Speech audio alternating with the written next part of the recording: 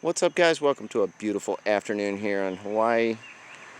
Got a bunch of knives that I want to show you today. I've been doing a bunch of trading lately, bought some new stuff, got rid of a bunch of stuff, so kind of backed up on new knives, and I haven't had a lot of opportunities to record since they've closed the parks and everything down here, so hopefully this massive overreach retracts soon, but for now, let's try and get all these recorded before I get kicked out here. So first one I want to start with, this is not a knife that I just got. I've had this one for a little while. This is the Charade Sharpfinger, and I got this one in an auction lot a while back.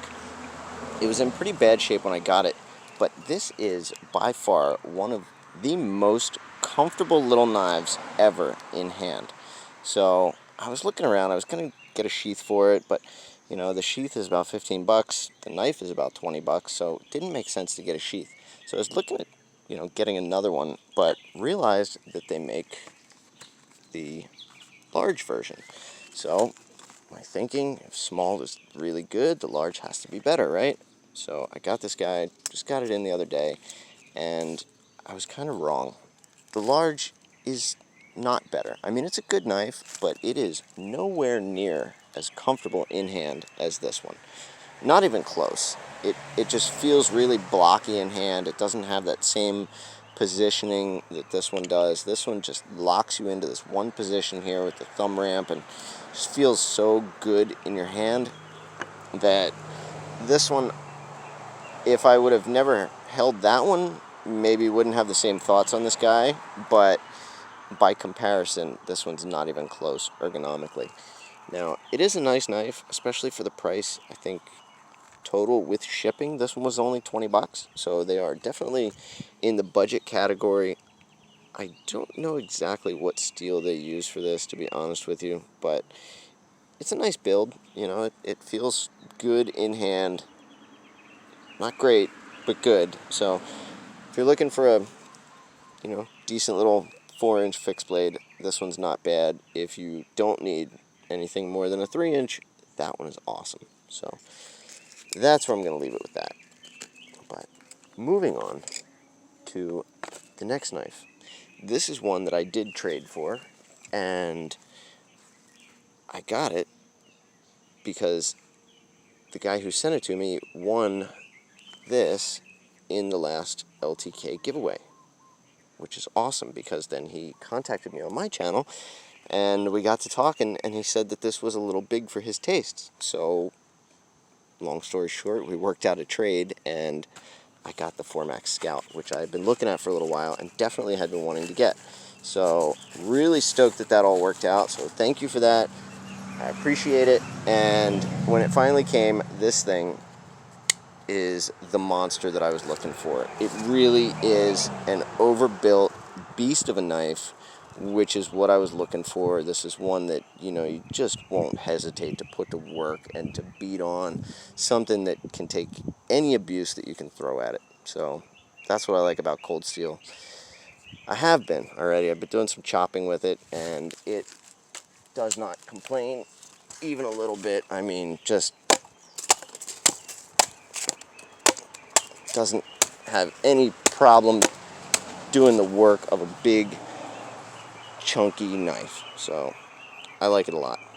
A couple of things that I did notice with this one that I think are probably just, due to it being brand new, but the triad lock on this knife, I was playing with it and it came extremely sharp. I will mention that. It already bit me in the palm the other night when I was messing with it.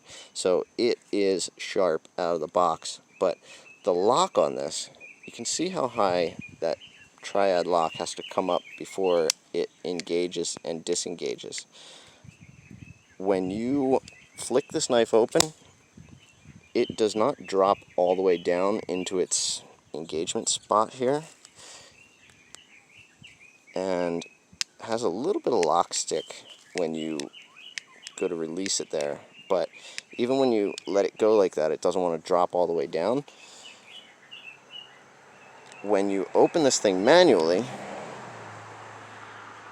you'll see no problem dropping all the way down into its spot. So I'm not sure if that's just because it's brand new, but I still don't think there's going to be any issues with it this thing has to come up really high before you can disengage it. So that little tiny bit right there, I don't think there's any reason this thing would ever come disengaged. So I don't think it's really a big deal. I'm sure it'll probably break in a little bit, but worth mentioning. I just, I call it like I see it. So the only other thing about this knife that I wanted to mention, it has incredible traction to the handle. This is just super grippy, the way they do this kind of stippling on the handle. Unfortunately, it continues all the way under the clip, and it has a pretty tight clip to it. So going in and out of the pocket, this is just really grippy on the edge of your pants pocket also. So I think I'm going to take the clip off and sand that down underneath there so it can slide in and out easier. And that will make this a knife that I will definitely carry on a fairly regular basis. Something I just won't mind beating on and using like it was designed for. So that is the Cold Steel 4MAX Scout. So again, thank you for that. And then I have another knife that I wanted to show you that makes this one look a little puny, which I know is not the easiest feat, but this is one that somebody sent to me, and this is not mine. This came from a viewer, and he asked if he could send me a knife to check out and review. I said, sure, absolutely. When it showed up in the mail, I thought it was a brick in my mailbox. That's what it felt like. And he didn't tell me what it was that was coming. He just said, hey, it's a big knife, see what you think. And what showed up was this. And he wasn't kidding. This thing is a monster. This is the Simiar Knives Field Cleaver. And after doing a little bit of reading, it is the clone of the Charade Knives Field Cleaver. So it's a monster. I mean, it's over a pound in weight. It is just a chunky knife, man. 4-inch blade made from CTS XHP. Big, fat titanium frame lock to it. I mean, just a monster of a knife. So, again, I don't know how I feel about beating on somebody else's knife. He said use it, do what you like with it, see what you think. So, it is, again, certainly a knife that would not complain about doing some work and being a chopper. So, I did notice you can actually hold back on this thing, and this big swell at the end of the handle gives you a lot of reach and a lot of swing. So definitely a big beast of a knife. But I'm almost in the middle of this coconut here.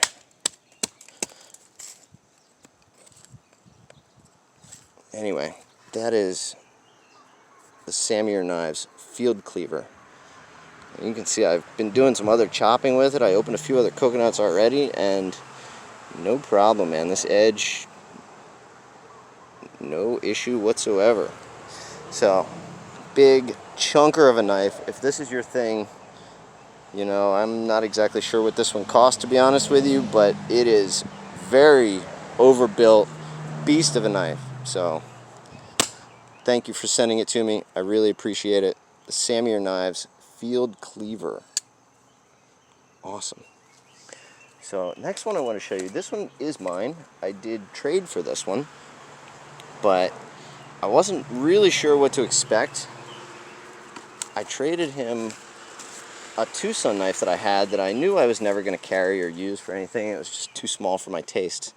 But this one is the Kevin John Warhorse. And he did the ano on this.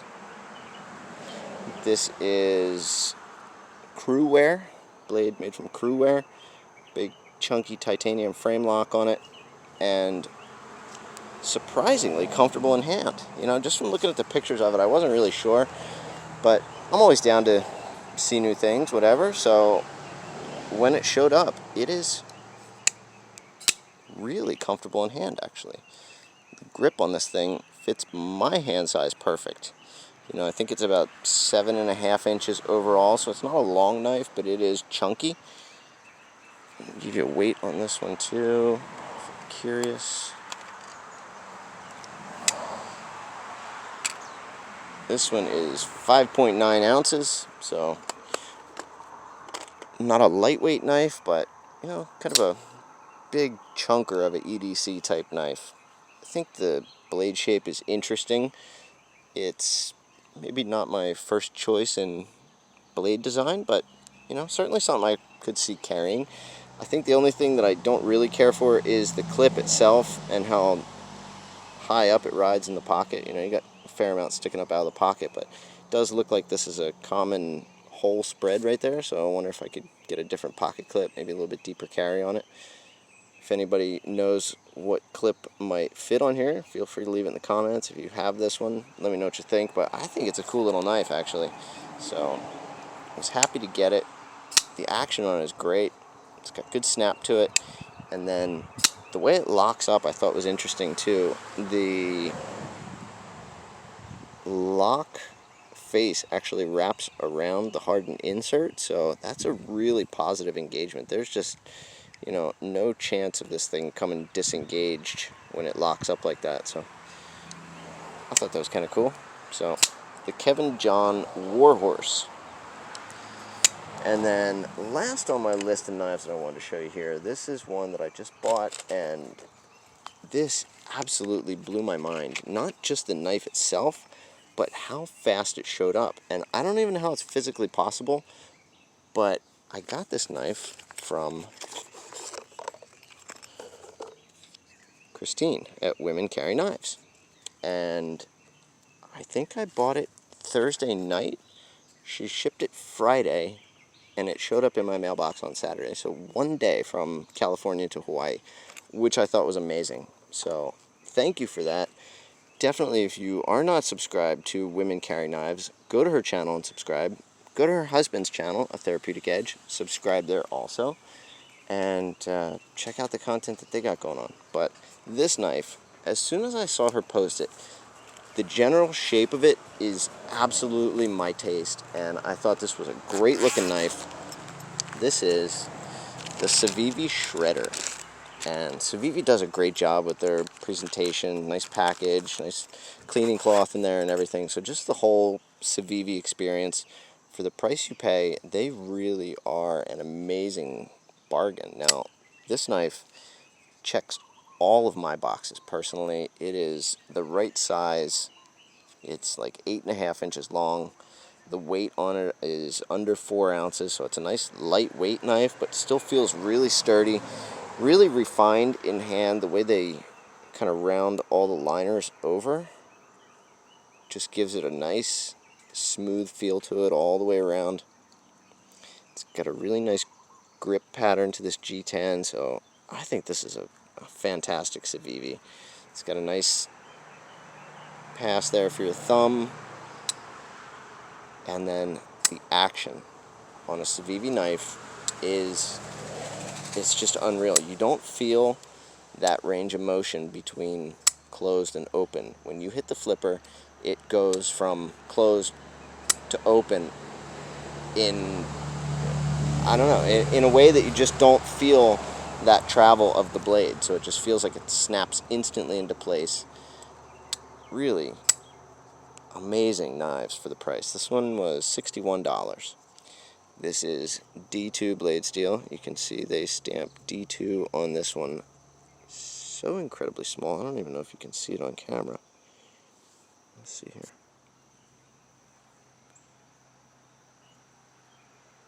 I don't think you're going to be able to pick it up. It is just ever so slight right there, but it is stamped D2. And I have checked a Wii knife before. They do use real D2 on their stuff, so I don't have any reason to believe this one wouldn't be also.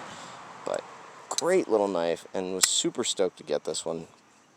It's got an awesome clip on it. This is definitely one that I can carry, you know, going out or someplace a little bit nicer that I'm not needing a knife to beat on, but still want something decent in my pocket. It does have a nice point for a lanyard there, built into the back. So great little Civivi knife. I was absolutely thrilled with this one. It's got a nice forward choil there if you need to choke up on it. Very cool design of a knife. This one, I really like this one a lot. Nice hollow grind to the blade. ridiculously sharp and very pointy. So, very cool overall. Definitely one of my favorite new knives, the Sevilla Shredder. So, those are the ones that I have today. I do have some other new stuff coming in. You will notice a lack of Tucson knives. Unfortunately, they are still held up coming out of China right now. I think they have possibly started using a different shipper, so it might start to see stuff move again, but I have a bunch of them stuck in transit right now, so hopefully they arrive soon. But other than that, I'll just keep trading and getting what I can locally here. So those are the knives for my video today. Thank you guys for watching, and I hope to see you at the next video. Thanks.